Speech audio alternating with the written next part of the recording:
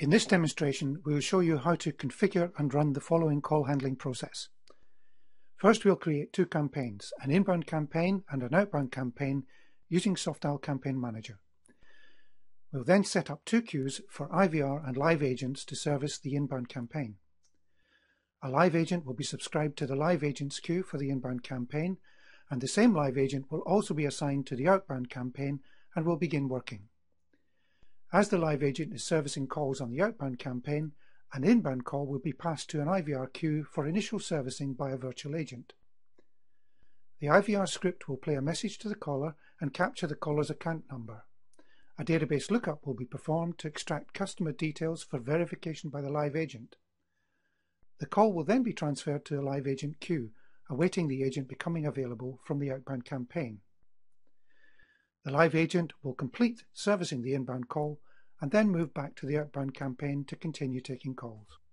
For this demonstration, we are using inbound and outbound voice sessions, but in practice this can be done with email, chat, or any mix of supported media types.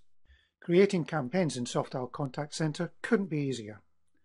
Open the Campaign Manager client by logging into Softal Web Services and selecting Campaign Manager from the Navigator panel. We'll start by creating the outbound campaign.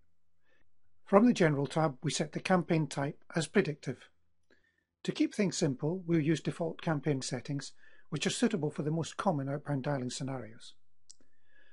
For the campaign table, we'll use the mobiles database, which comes pre-configured in the MySQL database on installation of Softal Contact Center. Select the table, primary key column, telephone number column, and the selection order. Now we set up the output table. In this demo, we will use the same table for input and output. We select the default fields and click OK. Our outbound campaign is now set up and ready to go. Creating the input campaign is just as easy. Click Add to add a new campaign, enter the name of the campaign, inbound, and set up the database input and output tables as for the outbound campaign. In this demonstration, we'll use the accounts table from a database called Credit Demo. This is an MS SQL database for which an ODBC connection has previously been set up. We now have both of our campaigns set up. The next thing we need to do is set up the IVR and live agent queues to service the inbound campaign. Queues are configured in the Softal namespace editor under the Campaigns and Queues tab. We can add a queue to a campaign by selecting the campaign and clicking Add in the Queues area of the window. This opens a dialog box allowing us to configure the new queue. Note that there are a host of options available to control how the queue handles incoming calls and their distribution to agents and other queues. Note also the in-queue messaging and timer options that can be used to play recorded messages at various points as the call progresses through the queue. We are now going to add the IVR queue to the inbound campaign. In the queue address field, we will type IVR. We want the IVR queue to overflow to the live agent queue, so we will enter live in this field. We will now repeat this procedure to add the live queue. This time we will leave the overflow address blank.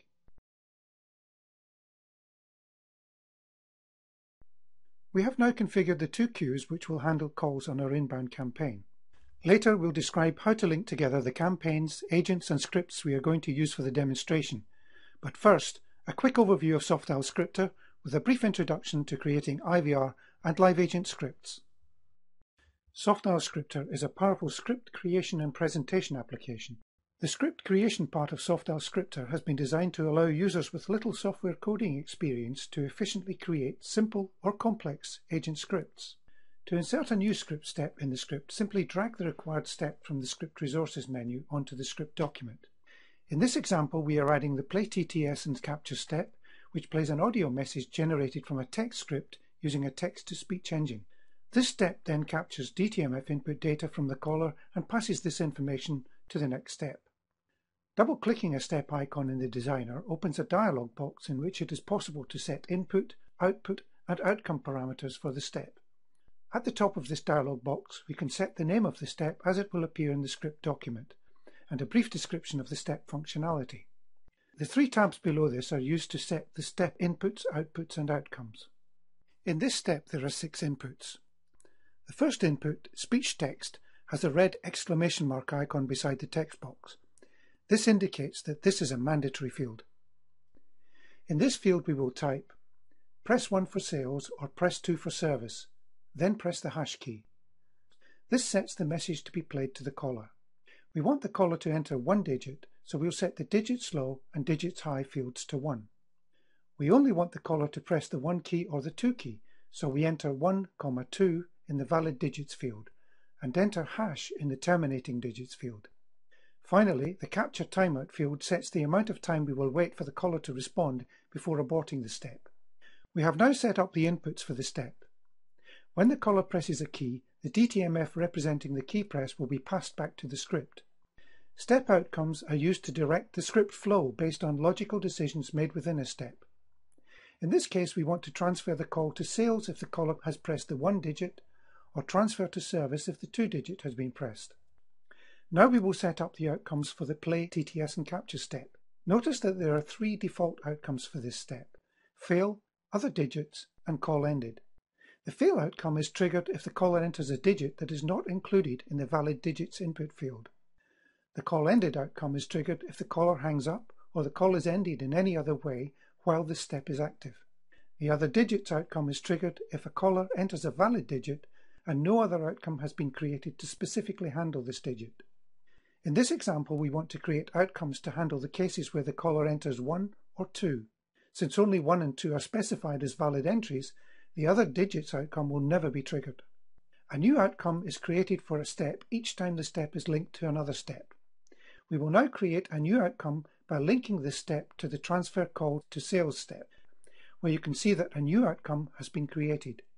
Since we want this outcome to be triggered when the caller enters 1, we will select this outcome and set 1 as the outcome value. We will repeat this process for the transfer call to support step, setting 2 as the outcome trigger.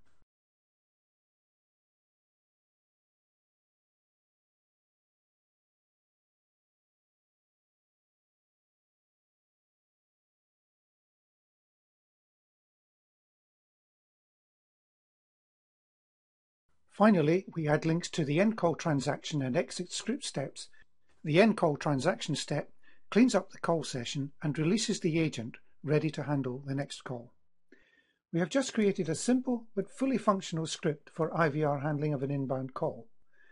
More details can be found in the Softdial Contact Center online help guide under Scripter Designer, Getting Started.